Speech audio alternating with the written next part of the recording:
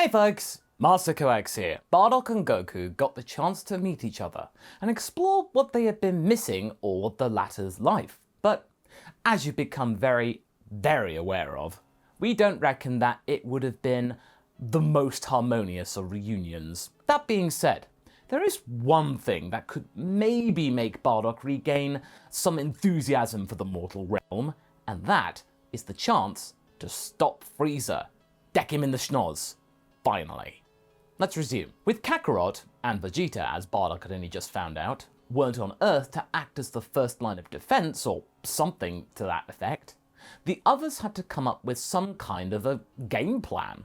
Bardock, though, he wasn't worried. Just because Frieza was here didn't necessarily mean that the peril would have been serious, at least as far as he was aware of. Even without the Super Saiyan transformation on hand, he was pretty sure that he was stronger than Kakarot was back on Namek by now.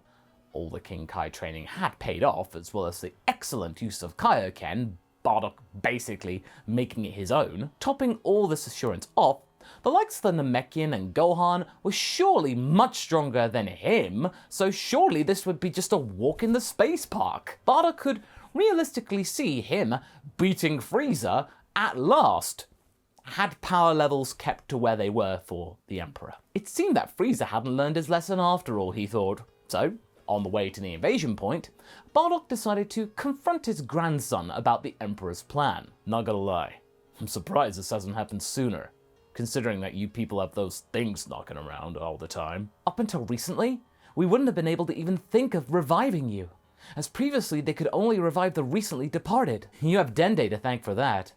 Bardock raised his eyebrow. Thank is a strong word, but not keeping an eye on them all the time? That's a fool's game. You didn't think to finish off all the followers of Frieza after whoever defeated their boss? Well, Vegeta claimed that he was pretty thorough in that department. And you just trusted him without checking? Even more awkward shifts. Vegeta was not as trustworthy then as he was now. Well, to be fair, we rarely go after the bad guys ourselves. We kind of react to when they darken our doorway. Some heroes, said Bardock offhandedly. He wasn't complaining about this, though. I mean, after all, this whole affair potentially yielded the opportunity of a second lifetime that he thought he never would have gotten. Now, he would be able to take out his frustration on all those lackeys that Frieza would send against them. Maybe even the bigwig himself. Maybe he would be able to unlock the Super Saiyan form finally in the middle of all of this, and take out Frieza himself. He wouldn't need Gohan or the big green one. Nah, this was something he was actually getting excited for. Something that could possibly make him feel like he's alive again. When they arrived at the rendezvous point, they spotted that the place was literally swarming with soldiers, and leading them was, oh my, it was Sorbet. Hey, stranger! Seems like you got a promotion, huh? Only cost you the death of your boss. Bardock! How are you still? Magical freaking dragon! Should I remember this one, Sorbet? It kind of looks like Goku, but isn't. This is Bardock, my liege. He tried to organize the Saiyan uprising when you visited planet Vegeta. Frieza's eyes lit up. Oh, yes! That was rather cute. I vaporized him so fast that I could hardly remember, you see. Soldiers, have some fun. Bring me his head on a spike. And so the enormous battle started. It was something that Bardock had been waiting for, and he was very surprised that the lackeys that Frieza had brought to the table, they were rather competent, actually. He didn't recall them being this good. Before, their power levels rarely exceeded 2,000. Paltry in comparison to him back in the day, but now, though, these were relatively stronger. The combined forces of Bardock and the other Dragon Team members were overpowering them, yeah, but there were some exceptions, like Shisami. He eclipsed all of them, and gave even Gohan a run for his money. And before you ask about Tagoma, no, Tagoma isn't here. We're going with the movie sort of events. This is one of those timelines that had the movie version of said events, where Tagoma ended up just being an icicle in the depths of space. So moving on. Bardock himself was giving his all during this encounter, and although he wished that he could punch some more familiar faces, you know, like Zarbon and Dodoria, those he actually recognized, these guys would do for now. His power increase was noted by Frieza and Sorbet, though, but they didn't seem to worry all that much about it. Fine, boast all you want, Frieza, Bardock thought. But once any of us go after you, it will be your end.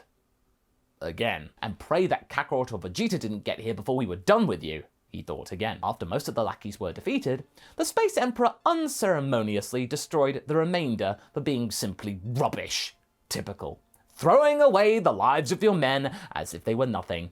Classic Frieza. Bardock wasn't particularly merciful towards his own opponents, true, but he could feel that the Dragon Team were more willing to leave them out of this and maybe even let them go if they could help it. But Bardock, personally, he didn't really care about that all that much. What Frieza was doing felt like an unnecessary waste.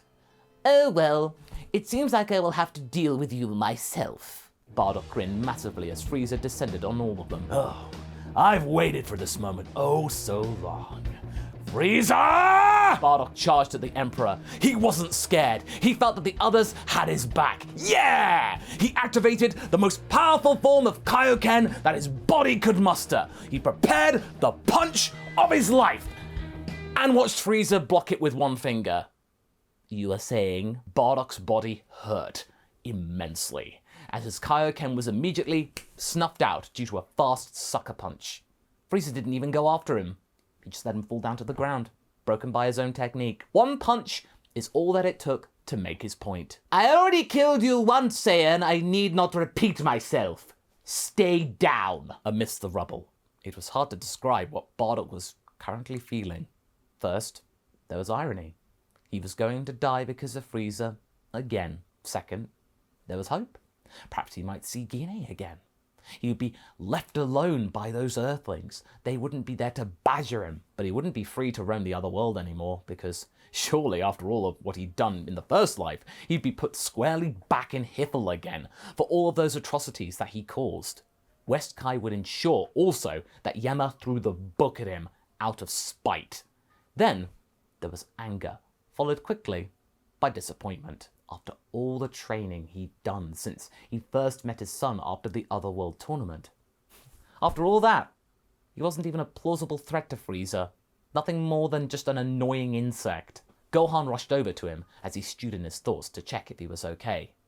Let me handle this, grandfather. As the young man powered up to Super Saiyan, he went to attack Frieza himself. And yet, the Emperor was able to also knock him out of his power with a single precise blow. It was a trap. But having said that, Bardock felt a little less pained about this lot after seeing that. At least he wasn't the only one being decimated here. But that didn't mask the fact that Frieza had gotten stronger since he had died. Bardock was fighting to maintain his consciousness, and realizing that whatever the Emperor did had made him considerably more powerful. But before he could blow up everyone, the cavalry arrived. Kakarot and Vegeta were there. About damn time. Beerus was also there to witness the show for himself. Surprisingly, though, Vegeta was the one to help Bardock up. Come on, old man. Let's get you out of here. I'm pretty sure you're older than me physically now. Vegeta rolled his eyes. Just leave this to us. He sighed as he was taken down to the sidelines. You weren't the only one who wanted to call dibs on Frieza. Bardock could now watch the battle from afar, as Frieza then transformed into something Vegeta and the Namekian called his final form.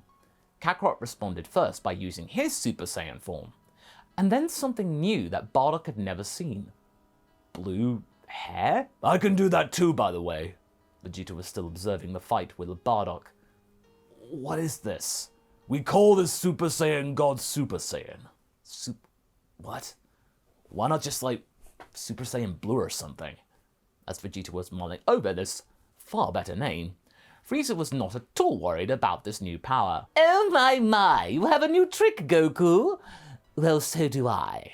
I know go's a bit gauche, but I wanted to ensure you grasp my new position atop the pecking order. And for the sake of your feeble mind, let's keep the name simple as well, shall we?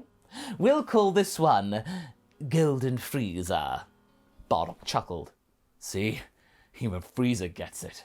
Simple name. Also, another new transformation? I'm getting too old for this crap. You're right, Vegeta. Guess I'm older after all. And the fight that followed was nearly as impressive as Kakarot's first encounter with Beerus. It was hard for Kakarot to even land a single blow on the enemy. Bardock was starting to get worried, like he was with the cat fight. Yet even Kakarot could not deal with Frieza, then They might truly be doomed. This might be the end of all of them. He also saw that even the prince had started to get a little bit nervous, visibly anxious to face the Emperor in battle. Still, even though the odds seemed to be initially against Kakarot, he seemed to be the calmest of all of them. He wasn't worried at all about this state of business, letting his opponent show off all that he had. Then, Bardock got it. Of course. Attaboy, he mumbled under his breath. Attaboy? What are you talking about? Watch, Goku's father replied back. As Goku was simply waiting out the clock, the golden enemy was making even more mistakes. He was also getting tired. It was as if he saw a flaw, something that Frieza hadn't realized himself. Despite this happening to him before on Namek, Bardock knew that there was a kind of strange brilliance about his son that he possessed. The ways in which he tried to read the opponent reminded him of his own encounter against Gas, that little punk from Planet Cereal, the Heaters one, all those years ago. But Bardock was not willing to get cocky, as he had spotted Sorbet observing the fight, looking very stressed. And he had a Ray Blaster. At one point, Kakarot started lecturing Frieza about the golden form. Your new form's burning through more power than your body can supply. You should have waited until you were used to this form, and knew how to regulate it before you started picking fights. I thought you would have learned that the first time we fought. Frieza was indeed slowing down. It seemed as if he was panicking. Soon enough, Kakarot had the upper hand over the tyrant and had him on his knees. Bardock was horrified. Don't tell me Kakarot was about to spare him again? Sometimes Kakarot's logic just eluded him, despite all the praise that he had showered upon him in the recent battles. His eyes, though, then whipped back to Sorbet and then to his armament. Bardock saw the shine of his weapon and, thanks to his battlefield experience, knew what Sorbet was about to do. Oh, no, you don't! Bardock yelled, mustering all the remaining energy that he had, and charged upon the commander. Panicked, Sorbet missed before his head got stoved in by Bardock. At least he could do that. This in turn prompted Vegeta to power up to Super Saiyan Blue himself. And before Frieza was able to enact his final act of spite and blow up the planet like he did in the original story, Vegeta rushed in, and with the combined power of 2 Super Saiyan Blues and a very exhausted Frieza, promptly evaporated the Emperor. Frieza was no more for a second time. And this time, Bardock was there to witness it, instead of seeing it in a vision. But instead of celebrating, Bardock was more preoccupied with another matter.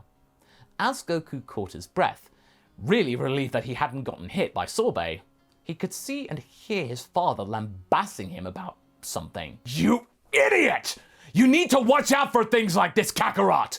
That goon over there, he could have blasted you through the chest without you looking! You let your guard down! He pointed to the carcass of Sorbet. I know this kind of weaponry. Our snipers even attempted to shoot Frieza with it once. Goku looked at the weapon lying next to Sorbet's body, but instead of being shocked or grateful, Goku shrugged. Huh. That would have been a goner. Good thing that didn't happen then. Both Vegeta and Bardock scowled angrily. But deep inside, Bardock sort of found it morbidly funny, but said emotion was them being superseded and pummeled down by anger and pain. Goku turned to his friend. Krillin, can you get my dad a senzu bean? Oh no, not this crap again. Come on, you'll feel better. It's a cheap way of undermining battle damage and a natural fear of Vegeta shrugged. So are our healing capsules, Bardock. Just take the damn bean. It's best to work smart sometimes. Bardock felt defeated, and even thanked the bald one for the sprout. He was that low. He did feel better, again, physically. But did he truly feel better spiritually? No. He thought that this battle with Frieza, him witnessing the destruction of the Emperor firsthand this time, would bring back his joie de vivre. But no. This whole experience was weirdly hollow. He almost wished it never happened. Not because of Vegeta and Kakarot's power not being impressive or anything like that, no. But this just brought a feeling up to the fore that he hoped he would never experience. That all of this wasn't his fight anymore. He was obsolete throughout all of it. He may as well not even have been here. Yes, he saved Kakarot from being shot, but he was pretty sure that anyone else could have done the same thing had they been in his boots. Also, Vegeta would most likely have taken Frieza down on his own anyway. What was his fight nowadays? he wasn't sure anymore. And until he found out, he knew that he would not be at peace with himself. And that's where we're going to be leaving things for right now.